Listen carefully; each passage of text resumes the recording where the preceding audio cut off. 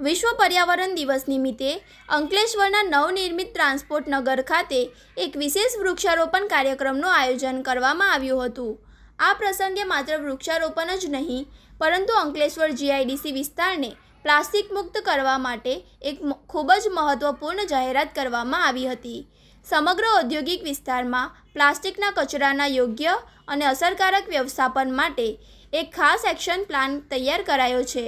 સમગ્ર જીઆઈડીસી વિસ્તારમાં કુલ 24 જેટલા મુખ્ય અને જાહેર સ્થળોએ પ્લાસ્ટિકના બોટલના સંગ્રહ માટે ખાસ ડિઝાઇન કરેલા બોક્સ મૂકવામાં આવશે। આ કલેક્શન બોક્સના કારણે જાહેર સ્થળો પર પ્લાસ્ટિકનો કચરો ફેંકાતો અટકશે અને તેના રિસાયકલિંગની પ્રક્રિયા વધુ સરળ બનશે। સ્થાનિક વહીવટીતંત્ર અને ઉદ્યોગ મંડળે નાગરિકોને પણ આ અભિયાનમાં સહભાગી બનવા માટે અપીલ કરી છે।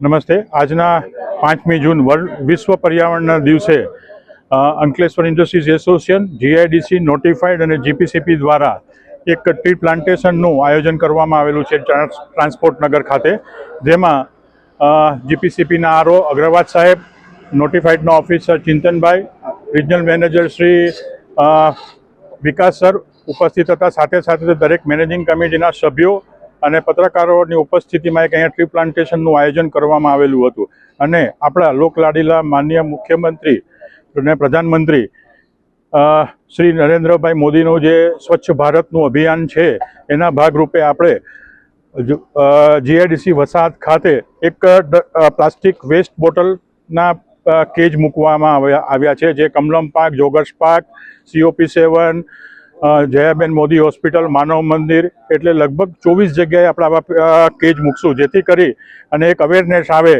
કે આપણે પ્લાસ્ટિકનો વેસ્ટ ગમે ત્યાં ફેંકીએ નહીં અને આપણામાં જાગૃતિ ફેલાય। તો વસાહતના દરેક મિત્રોને વિનંતી કે આ કેજનો ઉપયોગ કરજો, જેથી કરીને આપણે સ્વચ્છતાના ભાગરૂપે એક અનેરું પગલું જે શરૂઆત કરી છે એમાં આપણને સફળતા મળે।